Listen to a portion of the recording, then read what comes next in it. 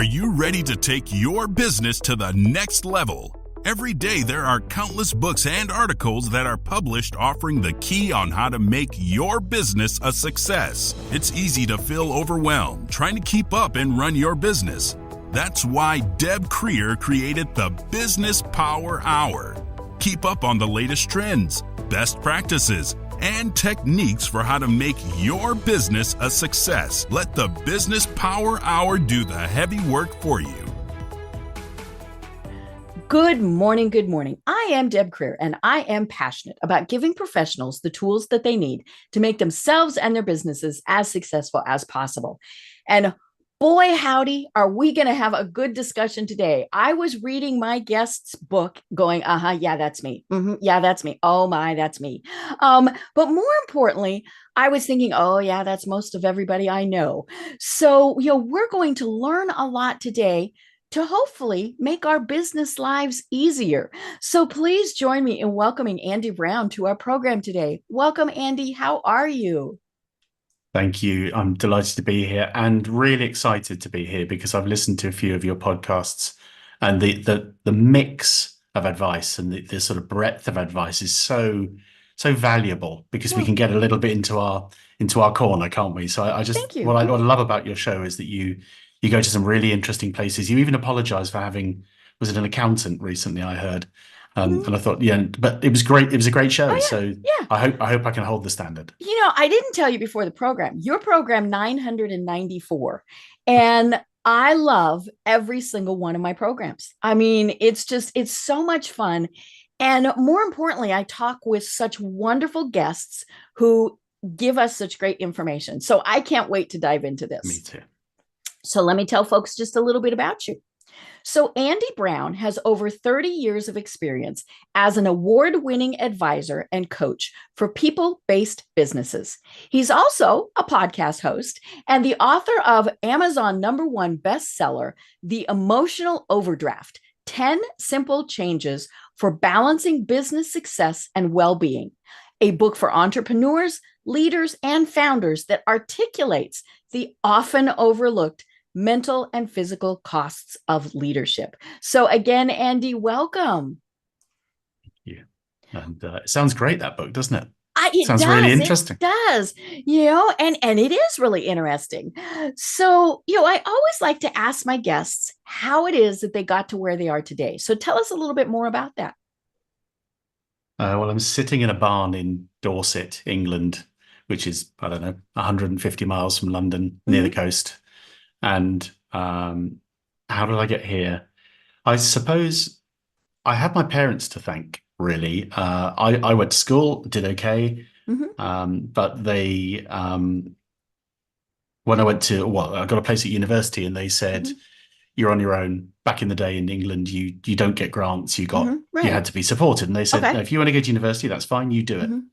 And so I had to work right through uni. I worked at weekends, and I worked as a researcher. And that's what got me into advertising. I was doing research for advertising campaigns back in the day when we didn't just ask AI to do it for us. And then that got me a job in an advertising agency. I became a planner. I ended up setting up my own business, sold it, did reasonably well, set up a couple more, ended up running some quite well-known advertising agencies. And then about 7 or 8 years ago, I became an advisor, which allowed me to work with a handful of businesses rather than just in one business, to help businesses grow. And that's what I've been doing ever since, which is how I got here. How I got here, speaking to you specifically, probably, is the book, really. Otherwise, we wouldn't be having this conversation. And the book came from my experience of working with founders, team leaders, and entrepreneurs. And I just noticed a pattern of behavior that was fairly consistent. And this idea of self-sacrifice, of it comes down to me. When push comes to shove, I'm the one that pays the cost. The being a buck stops researcher, here. the buck stops here, yeah. Or you're always meant to be difficult. And I thought this is a really repeating pattern. So being a researcher, I did some research to find out, and it turns out it is a repeating pattern. And we'll get into it, I guess. But it took me then 2 years after the research to write the book, because writing a book is really, really hard. Right. But so I've done some research, and that I now, whilst I work and I'm busy, my mission is to share the idea of emotional overdraft. I think it's so helpful to have a word for it, to have some behavior change. So that's how I got here. I love it. Well, you've coined the term emotional overdraft. So explain to us what that means. Yeah, it's an emotional overdraft is when you subsidize the success of your business or your operation at the cost of your own mental or physical well-being. So you're subsidizing the success of your business at the cost of your own mental or physical well-being. Right. And that's a really simple idea. And most people I say that to nod. They go, oh, yeah. Yeah, that's me. That's me. And so the currency of an emotional overdraft is your resilience. So as you stay in overdraft, just like a financial overdraft, overdraft is an American term as well. Yes. Yep. Yeah. We spend more than we have. We all do that. But the reason I called it overdraft, not credit card or not bank balance or something, was because an overdraft is valuable. It's a useful facility to dip into if you need some money or you want a little bit of stretch, but it's not a useful facility if you stay in it. If you stay overdrawn, it's the most expensive borrowing you can get.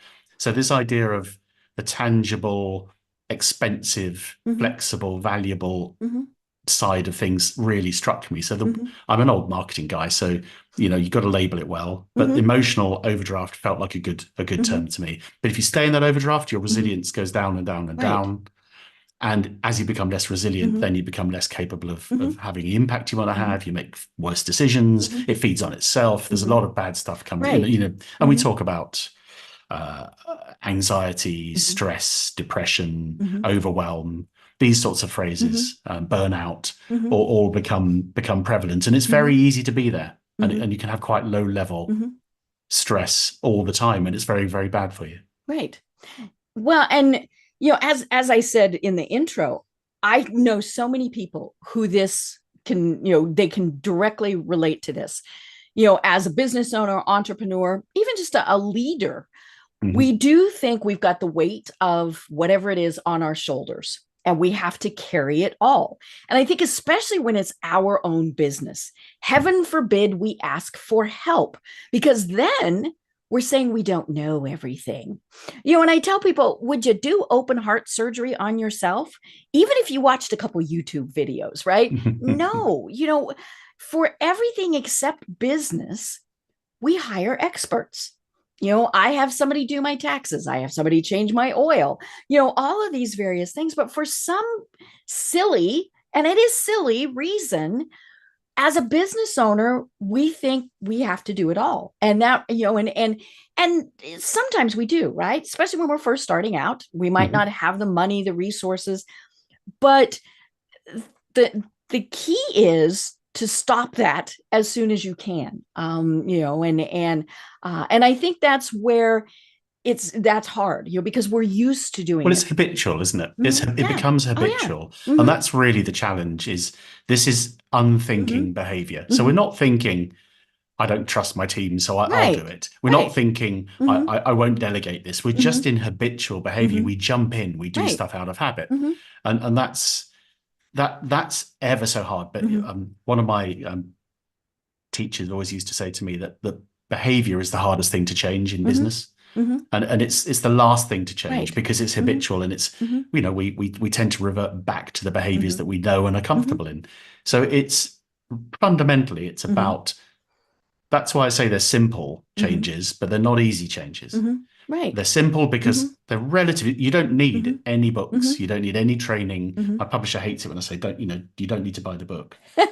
Please do buy the book. Yes, but no other books. But you don't need to learn anything new to sort out your emotional overdraft. What you need to do is wrestle with changing your habits. Right. And once you do that, then you're off and running. Then you can reverse it as quickly as you can create it. Well, and in the book, you talk about the biggest thing is recognizing that behavior, right? Because we don't realize sometimes that we're the first people in the office, the last people to leave. That's just the way we've always done it. Something needs done, we do it. And it's just, we don't even stop to think, can someone else do it? It's just, we do it. And so I love that in the book you talk about, these are ways to recognize, do you have a problem? And I think that pretty much any leader is going to have this to some degree. It's really utterly good universal. One. Yes, yeah. It's utterly universal. And the research showed that. So it's not, it isn't me making things up. Right. I spoke to 50 leaders and founders, and all of them had it. The difference is the ones who can dip in the overdraft and then come out again, or the ones that stay there, or the ones that are deeply in the overdraft. And I've spoken to lots of people who are, become unwell. And this is idea of the body keeps the score. Right. Your body knows really early on when you're suffering, much before the brain can accept it. Right. And you get sick, you have high blood pressure. I mean, you might get insomnia, which is of course counterintuitive, right? But yeah, it's and that is your body's way of saying hello. But we don't listen. And if we run a business, or if we run a team, if we're the leader, then we tend to ignore that. And we go, okay, well, I'm not as fit as I was. I put a little bit of weight on. I'm not seeing my family. I'm not unplugging at the weekend. I'm skipping my holidays. I'm checking my phone all the time. It becomes normalized. Right. We ignore the body's signals where, we start to look a bit of a strange color. We start to a little peaked. We haven't seen sunshine in forever. Sleep right? goes. Your family start becoming estranged, or you stop going to. So many people say we stop going to the gym. These are things. They're big clues. Right. They're big clues that something's not right. Right. And I talk about. I have to call it a cell phone to you, but a mobile phone in the UK. When the batteries run out, when the battery's gone. Shouting at your mobile phone, your cell phone, it's still not going to work. One more call is not going to get you another call. Whereas with ourselves, we go, come, I'll skip. Yeah, it's one more weekend, but I'll just do one more weekend. I'll stay a bit later. Right. And the trouble is that's behavior which, if you have a team, they're going to follow that behavior. They're going to ape that behavior, and then you start creating more problems. So it amplifies out. And so the great thing about emotional overdraft is that once you recognize it, you really can do something about it quite quickly. Right. You just need to do it often because you need to break the habits. Right. And as you say, there are definitely times where we go into that overdraft. We've got a project deadline. We've got an emergency that comes up. I mean, there's all sorts of things, but it is, okay, now we're done. Now we're going to go back to what we should be, as opposed to next crisis, which is unfortunately the way many businesses operate. I spoke to an ER nurse about this, and she said, they have no choice. They go right into their overdraft. Right. They draw very deeply on their own reserves, of their own emotional reserves.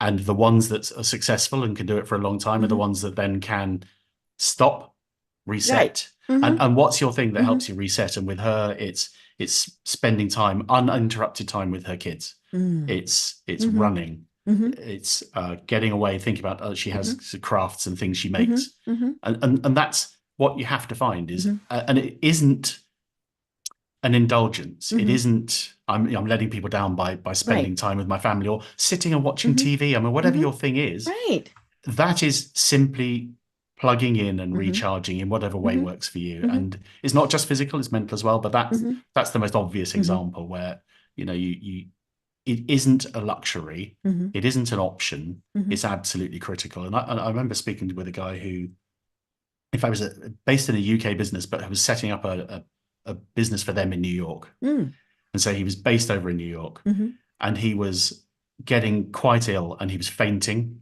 He was self-medicating with alcohol. So by 6 o'clock, he drank 2 bottles of wine every day. I mean, he was deeply, and yet the business was thriving. He felt everything was going well. Right. And so he had to continue that behavior. Yeah. So he started blacking out. He went to the doctor, and the doctor said, you have severe anxiety and you're verging on depressed. And he said, I'm not. The business is doing great. Everything's fine. And he said, but look at your behavior. And actually, he was back in the UK, and he told me the story. He fainted and was falling into the road in front of a bus. And somebody was there pulled him out and caught him and pulled him back. He said, otherwise he was under that bus. Yes. But he couldn't accept it because by all measures of business. So this is another way of looking at emotional overdraft. I call it the hidden cost line in the profit and loss. So if you can picture your profit and loss, bottom right-hand corner, there's the profit for the year. Revenue at the top, costs at the bottom. There's an invisible line, which is your emotional overdraft, your subsidy to the business. And so you see your profitability, but it doesn't allow for what it's cost you. And that cost to him was very severe. And he was starting to develop a problem with his partner who wasn't liking being in his company. Right. He was alone. Yeah. He was physically suffering. Now that is very hard to quantify. So the bean counters in the world, and I love the accountants. I'm a big fan. I love my management information, but it's very hard to quantify an emotional overdraft. So we ignore it and we go, yeah, there's a profitable business. But if that business is profitable at the cost of the people that run it and the leaders in that business, or in fact, everyone in it, then what's the real profitability and what do you have to change? And I've definitely dealt with that in the past, where I've had to go, we can't sustain the growth and the profitability simultaneously. We've got to choose, because we'll break our people.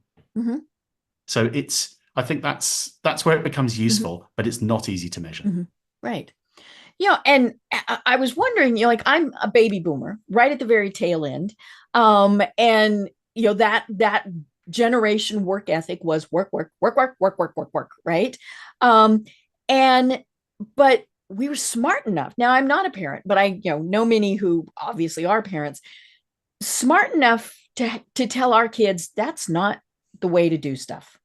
Some of them do, some of them don't. But we make fun of millennials because they want their downtime. They want work-life balance doesn't exist. But they want the intangible things. And I tell people anytime they're like, ugh, those millennials, I'm like, y'all raised them. I don't understand what your problem is. But, I do find it interesting that, that the next generations are saying work is not the be all end all. And I think one of the biggest things is that people really are truly realizing family is the most important. You had a story in your book about when you were working really hard and your children were young, and you would climb into bed with them at night. That was the only time you saw them, and you would cry about everything you missed. Yeah. My own father worked 24/7, it seemed like, and there were so many things that he missed. Now, my mom was always there, but my dad was frequently not there. And it was a treat to me when he was there. And then I'd get so nervous. It was like, oh my gosh, whatever it was, I'd screw up usually. But and obviously there are schedules and people, there are things that, but we have to put our families first. We just have to, and then friends and those others. But more importantly, we have to put ourselves first, right? This all comes back to, if we don't take care of ourselves, we can't take care of anybody else. Well, when the plane's going down, they say, put your mask on first. Put your mask on first. Put your mask on first. And there's a reason for that, because then you can help more people. You become more productive. And we do need to look after ourselves. But emotional overdraft is insidious. And there are some people that go, I don't have an emotional overdraft. I'm fine. I can deal with all this. Right. But what you tend to find, if you look beyond their boundary, is that they're borrowing from somebody else's emotional overdraft. So their partner might be suffering, their kids might be suffering, their community might be suffering. So even the people that say, well, I don't have an emotional overdraft, this is just woo-woo, softy, softy thinking. You're probably taking it from somewhere. If you're working really long hours, if you're really your partner has to fill in those someone blanks. else is picking it up. And that's the challenge. So it's pretty insidious, and it does spread. But you're right about I suppose about family, but I tend to try not to generalize about other generations. I think the millennials, I've employed lots of people who are millennials, born in that, became teenagers in 2000, I think is the definition, isn't it? And some of those millennials work incredibly hard, and incredibly motivated. Oh yeah, I've had some on the program, and that's not necessarily a good thing, or it's not necessarily a bad thing. And then there are the ones that are somewhere in the middle, and then there are the lazy asses. Sorry for saying that. And they're the ones that get all that. Yeah, but they've been in every generation actually. Right. So it's very hard to generalize, but I think they're living in a different world, and they're the first native digital generation. Right. And so they've I was just thinking technology. Yeah, they've had to invent all of the ways you react to having, I'm waving my phone now for those listening. Having one of these constantly by you, being constantly infinitely connected, with all of the pressure that people say, well, sticks and stones break my bones and names will never hurt me. Well, social media's proved that's not the case. Social media drives people to terribly dark places. So they're a generation dealing with something with a certain level of confusion and complexity. They're inventing the way we respond to a whole new world, I think. And probably the next generation are going to deal with AI in the same way. I think these are big paradigm shifts in the way we think. So, but the principles behind emotional overdraft apply to to millennials as much as to me. I'm a Gen Xer, you're a boomer, the principles are the same, which is we can control, even in a startup, we can control how much we choose to give, and we can be smarter about the way we give it. That's the key, is if there's a finite amount of resilience available, be smart about where you apply it. Right. That's the key here, I think. I remember, when I started my business, it was like, oh, I have to be available 24/7, no matter what. Well, it really didn't take me too long to figure out, no, that's bad. The trick was my clients, because you're home, you're at your computer all the time. And of course, we saw the big resurgence of this during COVID, when, people were working from home, and it was like, what do you mean you can't respond to an email and all at the 11 metrics p.m.? went the opposite way we thought, didn't they? All the metrics, suddenly people were working longer hours. They were getting more burnt out. They weren't switching off. And yet all the managers thought that and so, for me, the big thing was that little thing called boundaries. And you talk about this in your book, but I remember having the conversation with every one of my clients, and I still do. I work from this time period to this time period. Now, it's different for each one depending on where they are, what we're doing, things like that. But and of course, I hit them where it counts. I am more than happy to work evenings, weekends, holidays, but the price doubles. Right. And they almost always figure out, oh, it can wait. Now, sometimes there are truly emergencies, and that's when you go into that overdraft period, right? But and none of them argued with me. They all went, okay. They never do. And that's the thing. We think it's I coined it the Oliver principle after Oliver Twist, which is, please, sir. I'm going to say no to my client. And then the client's going to go, what? You're saying no to me? I'm the client. I'm going to pitch my business. This is for advertising businesses. I'm going to pitch my business out and see if there's other suppliers out there. There's going to be another supplier. I'm going to lose a major piece of business. That means I'll lose staff. That means I'll go out of business, which means I'll lose my family and my house. I'll end up living under a bridge like Oliver Twist. Right. Yeah. And our brains I'll work at 10 p.m. And it started with, I really have to let this client know I've got some boundaries. Right. But we can catastrophize it. We can catastrophize it to the point where we could end up living under a bridge. Right. And it's just not true. We made that whole story up. Right. And like you say, clients say, okay, I didn't know. I understand. I get it. There's no such thing as bad dogs, just bad owners. Yes. We train most definitely. our clients. Right. Yeah. I'm in Atlanta, so I am in Eastern time zone, and I had some clients at one point Pacific time zone, so 3 hours difference, and they could not understand why I wouldn't respond at 7:30 p.m. because that was only 4:30 for them, right? And and I thought about it, and so I had this very honest conversation with them, and I said, and that's the key. We have to be honest. We have to communicate. They're not mind readers. They don't understand when I don't respond. They just think I'm ignoring them, right? And so I said, here's the deal. I won't respond at 7:30 p.m. and you won't respond at 5 a.m. That got them too. I mean, because it really was just one of those where they went, oh, we never thought of that. Now, did that shorten the work period? Yes. But then we both knew we had to reprioritize. We had to plan better. All of those things. That's the contract, isn't it? That's the agreement. And as long as everyone agrees that, they might go, no, I can't work that way. So I'm going to need someone on the West Coast. And then you're like, here you go. You have to have that. Or you might say, all of my business is on the West Coast. So you start work at 11 in the morning and you finish at 8. You can work your way around it. I'm not glibly saying give work away if it doesn't quite work for you. But I do think if we don't have the conversation, if we don't have the authenticity and the integrity to have these conversations, people will take more and more and more. And a good example is a couple spring to mind, but a lady who ran a team of mine, and she was just about to go on holiday, and the client said, I need this report for Monday, and this was a Friday.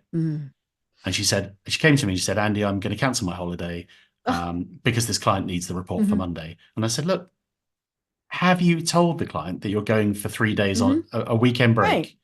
And have you asked? And she said, no, but he doesn't tend to mess around. If he wants it for Monday, he needs it for Monday. I said, just go back and check.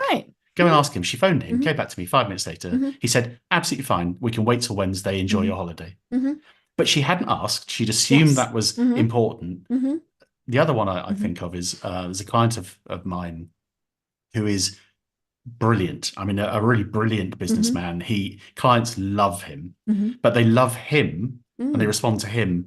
He's got a huge team now. He's got a big, successful business, but they buy into him. Right. And what he's had to learn over time is that it's very flattering and it feels it's the most important thing. And they're never going to want to work with anybody else. He's now learnt with my help over the years to recognize that what the client wants from him are some very specific things. They want the reassurance. They want to make sure that he's almost kind of ratifying that the other people are good at what they do. They don't really need his time all the time to do all the little jobs. They just want the reassurance that he's there. And so now he has a very different level of engagement with clients. He's still a brilliantly successful new business guy, but clients are not locked into the sort of cult of him. And that's what I mean about behavior. That's just not stopping and thinking about doing it differently and training your clients to respond differently to it. There's an infinite number of little ways you can do it. That's the trouble. And of course, in that circumstance, that then freed him up to serve even more people or go on vacation or read a book or whatever. And this was the guy who doesn't take half term. So half term in the UK is a short holiday in the middle of the semester. And he had being in an advertising agency, lots of young staff with young kids. He'd always let them take the first holiday. So he wouldn't take half term. He was never seeing his kids. So I said, well, why are you doing this? And he said, well, because they've all got young kids. I said, well, you've got young kids and you miss them and it hurts you. Go and speak to your team and see what they think about this. And they said, we don't know why you do it. Why don't we share it out? Why don't we take turns? Have a rota. And so now he gets the half turns, he sees his kids. And it seems so obvious, but he created this story in his head, which is as the leader, he had to sacrifice. He had to be the one to give it up. And yet his team wanted him to take the time off. So he's a brilliant person, a lovely guy, incredibly motivational, but was just calibrated slightly incorrectly about this stuff. But it became a habit and he couldn't change. And who was paying? Well, his kids and his partner. Right.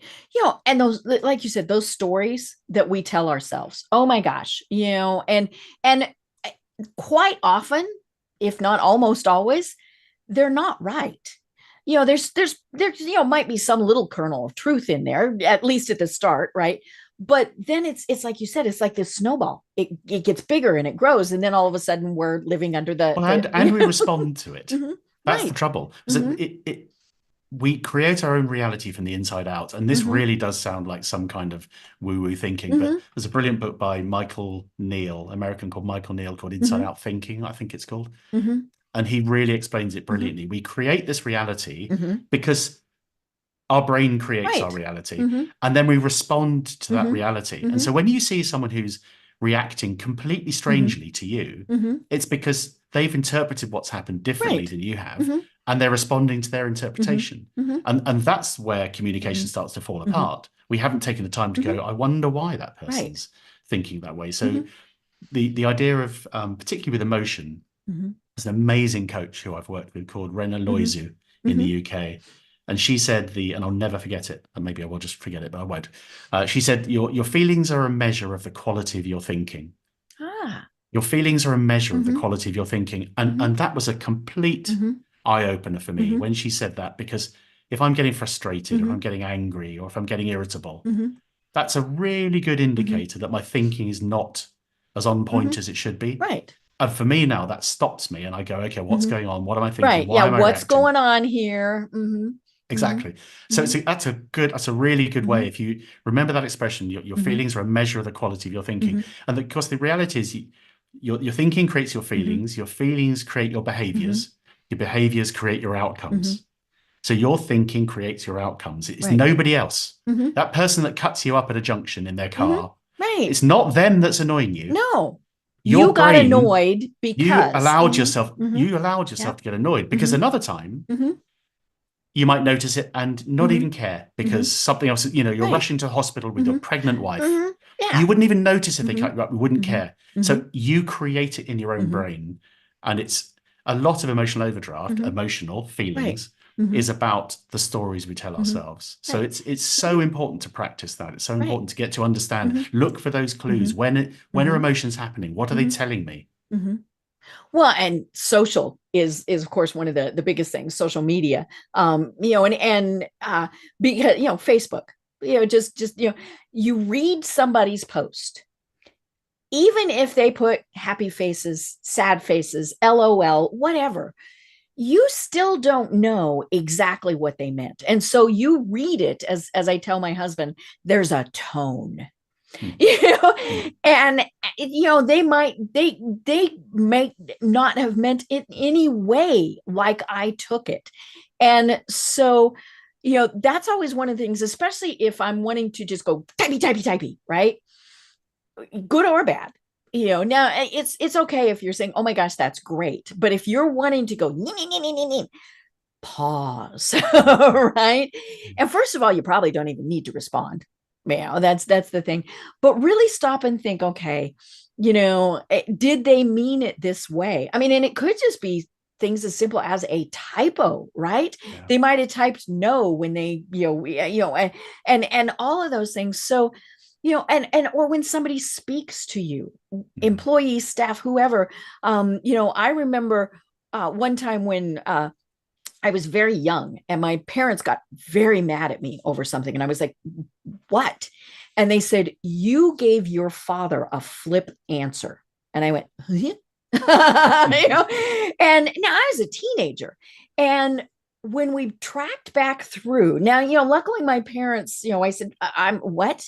I was talking to someone else. My dad heard that answer and thought I was talking to him. And then he responded to that. Yes. And I got grounded. Yeah, and this reality starts getting created. Right. That was never there. Yeah. And I was like, no, I was talking to my friend Holly, and, and we had to have Holly come in and, and I still got grounded, but because I wasn't paying attention. That was, I was like, oh, okay. But yeah, we need to give people that grace to think, okay, maybe they're having a bad day. Maybe they didn't hear us. Maybe all those things. And really stop and think, does it matter? And most times, maybe not. That's a very good maxim. It's a very good thought. So you talk in your book about the 10 drivers of emotional overdraft, and we won't have time to go through all 10, but it was funny. As I said, as I was reading your book, so I'll list them real quickly. So trust, urgency, expectation, duty, JFDI, cost, at a loss, load balancing, empathy, and self-worth. And every one of those, we've already been talking about those a bit, but every one of them I went, oh yeah, yeah. But the one that really got me was JFDI, just freaking do it, right? Yeah. And to me, that is that habit of, it's easier for me to do it, faster for me to do it. I know it's going to get done the right way. All of those things. And one of the hardest things for me to do is to delegate. Even when I know I have really good people who can do whatever it is. It's just no, like I do my editing on the podcast. Now, I do not edit much. Doesn't take me very long. But some people are like, well, why do you do that? Well, by the time I would tell somebody what I needed done, I could actually do it. So that's but But yeah, there are so many of those things in there. But by the time you tell yourself that, yes, Deb, that's it. There's that story. But by the time you've taken someone through it 2 or 3 times, and you've done 994 podcasts, was it 994? 994. Yep. Yeah. Thank you very much. I'd like to have been the 1,000th, but hey, we can't have everything. But if you taught someone on the first 2 or 3 or 4 what it is that you want, they would learn your way of doing it. Right. They absolutely would. And then you could have taken that time, that half hour, that hour, that's 990, say, hours. Right. You could have taken and done something else with. And I think that's one of the absolute best examples of what I call the 20% rule. This is not Pareto. There's 20% of Deb's time she spends doing, I don't know why I'm talking about you in the third person, but I am now. That's okay.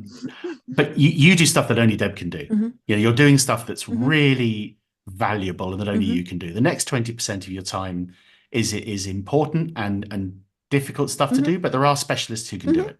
The next 20% is skilled, but there are lots of people with those skills. The next 20% is not that skilled, but you need some experience to do it. And the last 20%, someone straight out of college could do it. Right.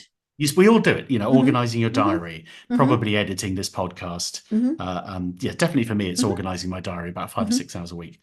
If you could take that 20% of your time that you spend doing, I sometimes call it procrastinating working. The JFDIs, you feel you're busy, you're procrastinating, but you're working in order to avoid doing things. Busy work. Busy work, busyness. And if you took that 20% and just delegated off to somebody else, you could then take that 20%, stick it back at the top and do 40% of your time doing only what Deb can do. And imagine what you could do with that. Right. That's the thing. And I've got clients who now get this and they've become quite zealous about it. They're giving stuff away, they're delegating. And once you get it, it's a glorious thing to do. I know it's difficult because it's your business, baby. It's the quality of your product. Right. But believe me, if you had delegated that hundreds and hundreds of episodes ago, it would be a slick machine. And the other thing is, there are people better than you. And there are people quicker than you. And that's the thing. There are many people better than me. My ego does not like that. But I used to do everything that my producer does. And then I finally thought, okay, this is a stupid use of my time. And so I have my wonderful Kim, who I have had for years, and she does it different than I did. But it's better, and that's fantastic.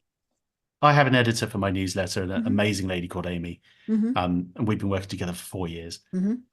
I don't check her work. Right. I don't check Kim's work. I could always write it differently. I would always have edited it differently. But she's a good editor, and I don't need to spend my time double checking the work I'm paying someone else to do. So I let her get on with that. And that's one of, that's one of the skills. That's one of a JFDI or a doer. If you're a doer, I just get stuff done. I'm a doer. Yeah. You're also risking diminishing other people. And what you can end up with is teams who go, well, Deb's always going to step in anyway. Yeah, so why should we? Why should I bother doing a great job? She's going to check it anyway, so I'm not going to be details. And suddenly you wake up and you've got a team full of people who are a bit average because you've trained them to be like that. So doers, it's not only damaging to yourself, it's damaging to those people around you. And then you have good people leave because they don't like being, they don't like being second guessed, micromanaged and second guessed. So the good people leave, the bad people stay, and then you create more problems because you've got to recruit more people, you've got to train more people, you've got disruption, and then your emotional overdraft goes up again and you get stressed. Right. So we all recognize this. I'm not saying anything, I'm sure people are nodding, but stop and recognize it in the moment and go, okay, what can I do differently? In fact, I just wrote a tiny piece I produce lots of content on LinkedIn, but I've just wrote a tiny piece about assuming that there is an issue. And what I mean is when you're working with a team and planning it, and you all sit around the table or wherever you sit around on Zoom, and normally what a manager would do, a leader would do is go, is everyone okay with that? And everyone goes, yeah, I'm fine. Of course they do, because what else are they going to say? No, I'm the idiot. I don't understand. Most people won't understand. Do it. The alternative is to say to everybody, we're just going to quickly go around the room. Everybody tell me one thing that you think might trip this project up. Now imagine doing that, because now everyone has to actually think, well, okay, what might go wrong here? Rather than just go, yeah, it's okay. And then a week later we discover it's not okay. Right. Because they had that in their head. this could happen. Yeah. And if they didn't, they should be thinking like that.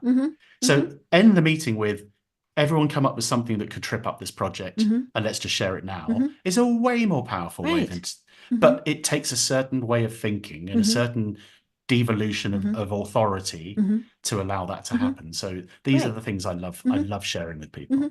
Right. Yeah. And I was also thinking, we do train, we've been talking about it. We train those who work for us. I really was one of these. I had to do it all. I had to do everything. I had to be very involved in whatever it was. And I manage a large volunteer project every year and a big group of people, absolutely fabulous people who are working with me, but I would still do the stuff, and then, I was whining to somebody about, and we were messaging, and all she sends back in all caps is delegate. and it, it made me pause. And so hard. Yeah. Hard. And so, I'm thinking about that all the time, but of course they were used to me just doing it. And so, I would say, okay, this is your project. Keep me apprised when you think you need to, but not everything. I don't need copied in every single email. And so I would try and explain. But several times I had to remind them, I have faith in you. I know you can do this, because they kept kind of waiting for me to jump back in. Right. But by reinforcing to them that I knew they could do it, they went, okay. And do I still jump in? Yes. Right. And if you still jump in, you can give them a safe word. So they can go, it might be micromanager, or it might be Geraldine, or whatever the word is you want to use. They go, stop. They go, whoa. And you give them permission to call out the behavior, and then it changes. Yes, absolutely. But it's not easy. Yeah. Even just things like, I sent a couple messages yesterday. What's the status of this? If you need anything, let me know. That was it, and they came back, both of these people, and said, thank you, and nothing more, because they didn't need anything, and so, but they know that I'm there if they need it, but I have faith that they're okay. And I think, part of that is, we just all have to get ourselves trained back into that, and I was sharing, I think before the program, that I should buy your book for every one of my committee people and just say, okay, now we all need to do this, folks. Interestingly, there's a Formula One, Formula One, the motor racing, the cars team in the UK. And I was talking to one of their directors, and they have a leadership team group, the next set of talent coming through, and he bought a copy for all of that team. He wanted them to be coming through and almost leading the change in the business. So it's please do. Don't let me stop you. Yeah. And it is something that, it just as bad makes things worse, good makes things better, right? Absolutely when we start empowering people and trusting them and delegating and all of those things, then the people they work with, they're going to pass that on too. And I've heard people who say, oh yeah, I do this at home now too. And some things like that, or they'll say, hey, this is what I do with my kids. Do you think it would work if we did it here?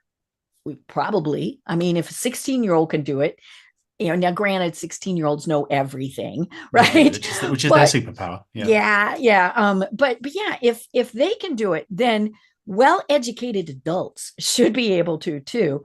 But the advantage they have is that they are malleable. Yes, they are still and those learning. Stories still aren't evolving. there. They're not. They're not. And so our problem is, I'm 59. I'm pretty set in my ways. And it's much harder. It's harder to learn to play the piano. It's harder to learn to do new things. Right. So I'd encourage people to be curious.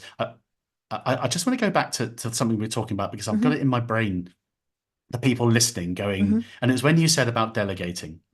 And I know that quite often I get a response, which is, yeah, but actually I can't trust them, Andy, because they will get it wrong. And if someone says that to me, I say, well, why in goodness name are you employing? That's a different problem. The problem isn't your ability to delegate. Your ability is your problem is your ability to employ people or to train people or to set up management structures. So that there's a different problem there. But don't you keep doing it because you don't trust your team to do it. Either you've got the wrong people or you've trained the people badly.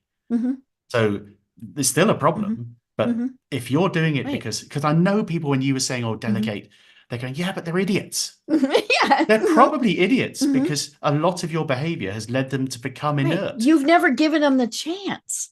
Nope. Exactly. And, we employ, we know what good employees are like. Hire for attitude is always my view. Hire people with batteries included, with great attitude. That's the thing to do. And those people will take you a long way without skills. Right. So, because you can learn the stuff. You can always learn the skills, but you can't learn attitude, really. And so I always used to employ people with a brilliant attitude, despite the fact they may not have had the skills on day one. Right. Yeah. I remember during COVID, I was talking to someone who, now he was a micromanager. And, I think, I don't know if we have any micromanagers left. I think all their little heads exploded. But I think they just turned into more heads, actually. I know. It bothered him that his employees were not in the office where he could literally lean over their shoulders and see what they were doing. And, and I said, are they getting the work done at home? And there was two answers. There was yes, or there was no. And I said, well, if the answer is yes, then where's the problem? If they're getting the work done, where's the problem? If they're not, then that is a different problem. Do they not have the right resources? Did they not get the right training? Maybe, and there are definitely people who need supervision. That's just, and so maybe they needed somebody kind of, okay, then you need to do more Zooms with them or, whatever. Or ultimately you might need to replace them because it's maybe a new they just weren't a good working fit. In a different way. Exactly. They might not be a good fit. Yeah. But it's not always, I mean, like we were saying that productivity, burnout went up during lockdown because all those micromanagers went, well, if they're not here and I'm not watching them, I picture them like a galley where they're rowing and there's a guy with a big drum. Yes. And they have to, if I'm not drumming, they're not working. The opposite happened. They didn't stop working. Right. They had no boundaries. So those worries were completely wrong, but we had to invent a new way of working. Right. And ultimately, if those people do watch daytime TV and don't, maybe the middle answer is yes and no, and I don't know. Well, if you don't know, then what are the metrics you're putting in place to understand? What does productivity look like in a decentralized business world? How do you measure productivity? Are you giving people KPIs? Do they know what they're? Do they know what? Do they know? Yeah. People should go home at the end of the day or leave where they're working and go, I know I did a great job today. I know I did a really good job. And that means they have to know what a good job is. Right. If they don't, then you're setting people up to fail. And again, that's on you. It's tough being a leader. It's tough being a founder. It's really hard. I'm not beating up on you. I've done it. It's really hard. It is very hard. And especially if you were used to going it alone. And then you've got employees now and then, oh my gosh, maybe they're remote, all of those things. And figuring out how to, especially remote, how is the best way to communicate with them? And maybe their best work time is after 10 p.m. Okay. Making them work at 8 a.m. is, maybe not going to be the best thing to do. Now, I know there might be meetings you make them attend and things like that. But I think that was one of the hardest things during COVID was everybody adjusting schedules, especially because not only were they home, their kidlies were home too, right? And so they were all of a sudden a teacher. And, and so just all of those various things that they were having to deal with, and flexibility really did become the biggest thing, but it had to have honest, open communication. That they had to be able to say, you know what, I have to have time between here and here to help my kids with their schoolwork. But I'm going to, and again, as long as they got the work done, what the heck difference did it make? I've got a very current example where a member of my client's team have been on maternity leave. And this lady's coming back, keen to come back, fabulous member of staff, always has been, and has been very clear about the terms under which she can return to work. Yep. So either she can return to work, but she needs these terms because she's not being difficult. She's just saying, this is how it has to work because of where I am. Or she can't return to work. Right. And my client had a weekly conversation. And he said, God, I can't believe she's being so demanding and so difficult. I'm saying, you've got a member of staff who feels they can tell you exactly what they need to be successful. That means you have a brilliant relationship. You have an unbelievably good relationship where she feels she can say this stuff rather than just come back to work, hate it, and then leave. And so we reframed the conversation. He realized quite how good that was. He was frustrated because he wanted her straight back the way the world was before. Yes. He and didn't needed want to her understand to be a mom anymore. That stopped. They're not going back. So, it was really about him understanding what had changed and then changing his expectation of what could be done. Right. Or going, well, maybe you need to be in a different role or something else. But in this case, I thought it was fantastic that she came back with a plan. And it just took someone else to point that out. Sometimes, and that's something I'd say about emotional overdraft is get yourself a personal board. I call it. I talk about coach. Get a coach, a mentor, a fitness coach. Get a peer in your board. Get a cheerleader in your board. And these are people who may or may not know they're in your personal board, but I would let them know. And they are people who you can turn to who will give you another opinion. Sometimes you just need the cheerleader. Sometimes you need someone who does the same job as you just to say, oh God, this is, do you have this too? Sometimes you need a coach or a mentor. Yep. But build that board around you like you would have a board in a company and have them be there to support you. Plan to need support because you really do. It's incredibly lonely running a business, running a big team, running a small team. You can feel very isolated. Go and find yourself that group of people who are, and in the back of the book, I actually name my personal board because I'm incredibly grateful to them. Right. So although my personal trainer is just retired, so I'll never forget. Oh, no. But yeah, so go and find a personal board who are probably already there, but just let them know, let them become that team around you. Yeah. I mean, we talk about that a lot on the program, that we all need a coach, and whatever you want to call it, and as you and I are recording this, the Olympics are on, and so we have the best of the best, right?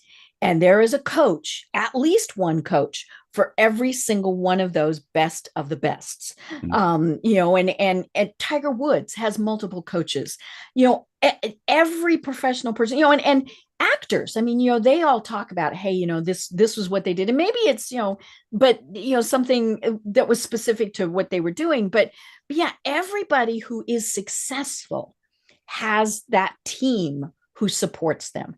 It's brilliant. It's a brilliant observation. I'm just thinking about the athletes, and you might have a training coach. You might have a health coach. Someone who's food and health, who's focusing nutrition coach. You might have a media coach to help you deal with the media and all the pressure that goes with that. Some of them need more. we all probably do. But they've got multiple. They're looking at all those different facets of their area, and yet they're the best in the world. And people go, well, why do they need a coach? I love it when people say that. I wish I'd discovered coaching myself years ago. It took me a long time to get a coach. Yeah, you and me both. And I think one of the things that it has been a big benefit of the Olympics is we are seeing the best of the best saying that they need a mental health coach. And I think, to kind of wrap things up, because we've only got about 5 minutes left, that can, this is, it's emotional, that's what we've been talking about, is emotional overdraft. And we might not need somebody to do our taxes. We might not need somebody to do whatever.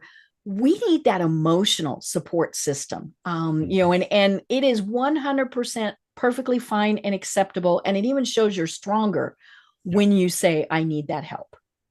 Oh, if you say you don't need help, you need help. Right. Yeah. You are in that state of denial. You absolutely are. You are. You're not hearing the noises that you need to hear, if that's the case. So this is not soft. I am not one of those kind of new world, new age people. I am an old fashioned middle-aged white guy. This is not, but believe me when I say emotional overdraft is a real thing. The research says it is. And we can flip it back the other way and use it and address it so easily, so quickly, not easily. It's definitely worth doing. I would mention that online there's a self-assessment. Yes, so on your website. Emotionaloverdraft.com. You can go on there and there's 50 yes/no questions, and it will tell you where your emotional overdraft is occurring. And everyone's got a different shape. Not everyone has all 10 drivers, and that might be a place for people to start, I think. Well, and some of these are, so I've got it open right now. I consider myself to be a nice person. Agree, disagree. It'd be kind of interesting if somebody disagree, but if they're honest, sure. My to-do list is endless. Yes. But let's go back to the nice person. Let's go back to the nice person, because you go, yeah, I'm a nice person. But the trouble is, nice isn't helpful in business. Kind is helpful. Yes. Being kind empathetic is helpful. Empathetic is great, but if you over-empathize and you want to be loved and you want to be everyone's friend, and you over-sympathize and you stay late because they're staying late, then you're not helping. So there's real challenges simply around being nice. Being nice is not helpful. Be kind. Be kind, everybody. Right. And yeah, I mean, it won't let me go forward. I was going to look at some more of the questions, but I had to answer before it would let me go forward. But, I like the very first question. I put work before family, and it's these are just so important. And again, very easy to find. Emotionaloverdraft.com. Big button that's that for and it's free. We're not. Yes. I'm not here for any reason other than to spread this idea. Yes. So go and do it. And if you find it useful, I'd start applying. Talk to people about this. Talk to people about this idea, because the more people that think about it, the more support you'll get, the more understanding you'll get, the more change we'll make between us. Right. And you might be able to help others too, right? They might say, oh my gosh, I am feeling overwhelmed. And you can be like, okay, here's how I can help. Now, you got to watch that, right? I'm the person who volunteers for everything. So no, stop that, put my hand down. Quite right. But yeah, we're all in this together. So why not make it a more positive experience? It is the most interesting thing, maybe not the most interesting, but very interesting to me, that giving it's certainly in the first few months when I got the data, it was one of the most gifted books in its category on Amazon. So that means it's someone buying it and sending it to another address. Interesting. And that's people, obviously. I think what people are seeing is, I know someone who absolutely is in. You can picture someone else being their emotional overdraft more easily than you probably can yourself. And people were sending it to other people and saying, you should read the book. So that was interesting. So maybe it is easier to spot it in someone else. I love that. Very cool. And so it just needs to be the book of the month that's rotating around to everybody, right? And that's actually a good thing. I mean, it would be good to, I'm thinking like, your team discussion, things like that. So very cool. Well, tell us, we'll have the link in the show notes to the book, but tell us more about what you do and what are the services that you provide. So I'm a business advisor and non-executive director, and I'm busy. So, I'll always help anyone I can, but not particularly looking for work. But I am the author of this book, and I think it's such an important topic. If it's resonated with you at all, grab a copy. If you don't want to buy a copy, then go and do the online survey, the self-assessment. I think we can really make a difference with emotional overdraft. We can really help change the way we approach work, and it will make everyone happier for sure. So yeah, I mean, I publish a lot on LinkedIn. So if you want to follow me, I'm by Andy Brown on LinkedIn. Very cool. And it isn't just for work. As I was reading it, I was thinking volunteer, home. I mean, all of those things. I have mothers that write to me and say they've read the book. I was just thinking the women of the world who have 2.5 kids, and yeah. I'd love someone to take this idea who it's not my lived experience. Obviously, I haven't given birth, but it would be great if someone took this and said, "What's emotional overdraft mean as the CEO of a family? What does that feel like? And how do we live with that?" People take the idea and do things with it. That's what I really like. So please just take the idea, people. I'm not precious. This is my baby, but it's off in the world now. It's yours. Yes, I love it. And again, it's emotionaloverdraft.com. Well, Andy, this really has been so much fun, and would love to have you on again, because I think this is something that's very important that we need to, just continue discussing with people. Because it's not going to go away, but how can we make it better? And so I love this. Until we chat again, do you have any final thoughts that you want to leave everyone with? had lots whilst we were talking, but the one I want to leave you with is, if you do nothing else with what you've heard today, remember the term emotional overdraft and be aware of it. So use it as a label for that behavior or for that way of thinking. And when you spot it in yourself, just take a pause. Just because if you just take a pause, if you think maybe I'm contributing to my emotional overdraft, if you stop, you will probably do something different next than you would have done before. And that's enough. So remember emotional overdraft, be aware of it when it happens, take a pause and see what happens. Oh my gosh, I love it. And I will definitely do that. I am Deb Krier. I've been having a wonderful discussion with Andy Brown, author of Emotional Overdraft. And until next time, everyone have a great day. Tune in for our next program for even more trends, best practices, and techniques for how to make your business a success. The Business Power Hour, hosted by Deb Krier, is proud to be part of the C-Suite Network.